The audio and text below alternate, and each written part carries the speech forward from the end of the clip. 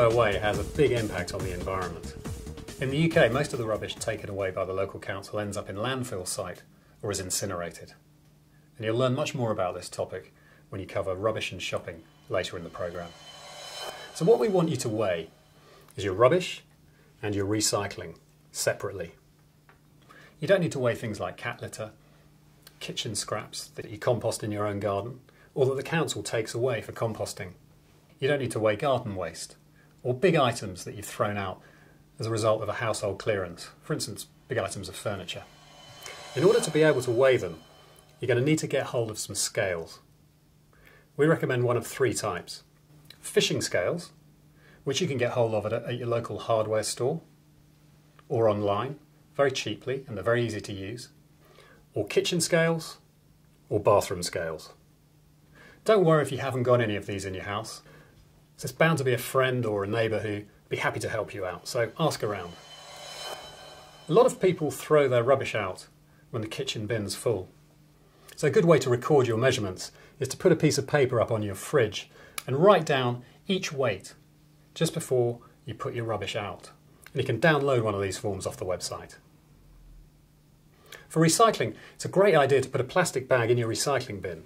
You can then scoop it out and weigh your recycling before you take it out to the street bin. And don't forget to take these measurements every time you put your rubbish or recycling out. How often are you going to weigh? We'd like to weigh your rubbish and recycling for the first month of the programme, when you're taking all your other measurements, and then for the second month of the programme when you're focusing on rubbish and shopping. We'd love you to continue weighing throughout the whole programme for the whole 5 months, but we appreciate this may be difficult. So here are the crucial times where you need to weigh your rubbish and recycling in order to get a full understanding of the improvements you're making.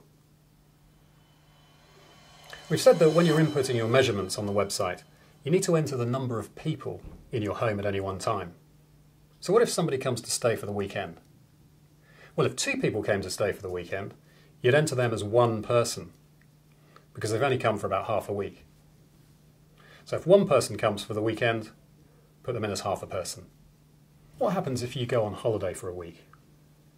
Well, during that week, you're not going to take any measurements and you're not going to enter anything on the website. What if you have a household clear out? You're not going to take any measurements or record any data relating to the items that you throw out. What about festive seasons such as Christmas and the New Year? Well, if you're anything like us, you probably generate a little bit more rubbish than usual during these periods, and we recommend you don't take any measurements during this time. We answer these questions and many more on our website, so if you've got any more queries, have a look at our FAQs on measurement.